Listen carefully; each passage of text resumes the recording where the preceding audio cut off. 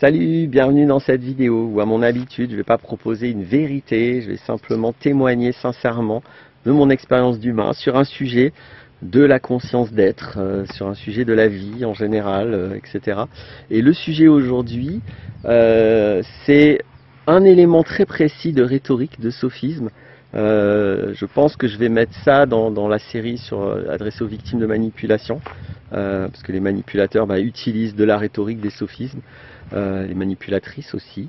Et donc, plus on est conscient, plus on comprend, on connaît certaines techniques de manipulation, certaines manières de couper les gens du réel, et donc d'embarquer les gens dans les fantasmes, dans les illusions, dans les mensonges qui intéressent le manipulateur, plus on connaît ces techniques et mieux c'est évidemment, parce qu'on peut à la fois les identifier et les résoudre, et puis surtout mettre de la distance avec quelqu'un qui utilise ça, et puis bon, ça peut nous arriver à tous, mais qui quand on le pointe, va pas s'excuser en disant ah oui bon d'accord c'est vrai là je me suis trompé ou c'est pas ce que je voulais faire ou dire.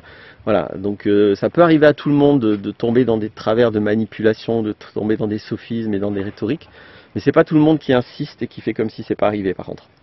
Et donc c'est très simple, c'est même pas une technique je dirais, hein, c'est presque un réflexe, je pense qu'on fait presque tout ça là pour le coup.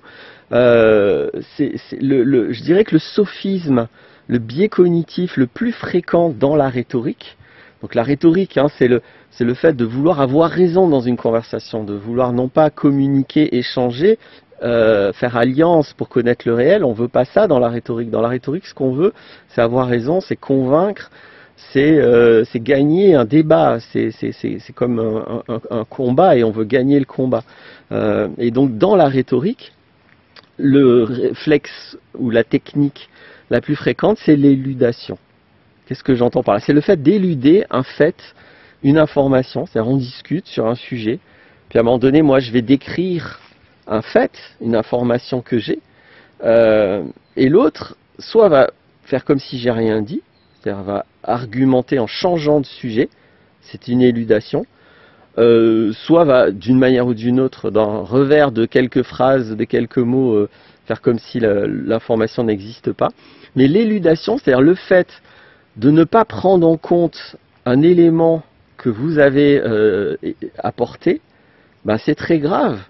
Dans la dialectique, on ne fait pas ça, on se refuse de mettre de côté un élément d'une conversation. Sauf s'il y a un argument pour le faire, hein, avec un étayement, etc. Mais par défaut, on ne peut pas juste parce qu'une information ne nous plaît pas, parler d'autre chose comme pour effacer. Et ça, c'est très classique, c'est-à-dire quelqu'un nous donne une information négative sur quelque chose qui est positif pour nous. Bon, du coup, on va décrire quelque chose d'autre de positif, comme si un élément positif vient effacer du réel l'élément négatif qui a été décrit avant. Ça n'existe pas, ça. Dans le réel, on ne peut pas éluder quelque chose. Et un positif n'efface pas un négatif. Et le contraire aussi, hein. On peut effacer du négatif en allant vers du positif, on peut effacer du positif en allant vers du négatif. C'est-à-dire évoquer un élément. Il y a toujours plein d'éléments dans un fait qu'on veut évoquer. Il y a toujours plein d'aspects, plein de parties, plein d'angles de vue possibles. Mais quand on est dans la description d'une information, d'un élément, ceci n'a pas le droit d'être éludé. On doit le prendre en compte dans l'évaluation qu'on fait quand on est dans la dialectique. Et donc quand on est dans une démarche sincère, de connaître le réel, de décrire le réel, de savoir ce qui se passe, ce qui est l'intérêt de la communication. Hein. L'intérêt de la communication, c'est pas de dominer quelqu'un. Ça, c'est de la manipulation, c'est de la domination. C'est pas de la communication, c'est de la domination. La communication, c'est de pouvoir décrire le réel de la meilleure manière possible. Et donc, c'est interdit, avec cette intention-là, d'éluder une information, et si on est attentif, on le fait très souvent. Très souvent, on nous dit un truc, ça nous plaît pas, alors on va parler d'autre chose. Bidule, il est radin, en même temps, il est tellement expert pour jouer de la guitare, etc. D'accord, c'est pas l'un ou l'autre, donc ça c'est un biais exclusif. il est peut-être expert à jouer de la guitare, mais on est en train de dire qu'il est aussi radin. Donc il est les deux, il est radin, il est expert à jouer de la guitare. Et ça c'est quand on parle de quelqu'un, mais quand on parle d'un événement, il y a tel pays qui bombarde telle zone résidentielle.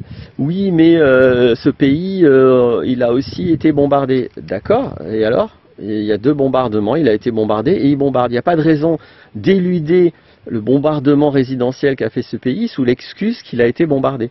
Il faut prendre en compte les 2 éléments. Ce pays a été bombardé et ce pays a bombardé. On regarde l'ensemble et on essaye de faire une évaluation de l'ensemble. Donc voilà simplement. J'espère que j'ai réussi à décrire, parce qu'en même temps c'est hyper simple ce que je dis là, mais ça a beau être hyper simple, c'est pas du tout intégré dans notre culture. C'est pas du tout, c'est tout à fait banal et normal. De faire comme si l'autre a rien dit, ou de parler d'autre chose, ou d'apporter un autre élément que celui qu'on vient d'apporter. Dans la dialectique, on répond, on argumente, on n'élude pas. Voilà, l'éludation, c'est un sophisme, c'est quelque chose de très grave, c'est une manipulation. Voilà ce que je voulais dire, le réel est plus fort que toi, tu peux pas t'amuser à éluder les petites parties du réel juste parce que ça t'arrange, ou juste parce que ça te dérange. Voilà. À bientôt pour d'autres vidéos.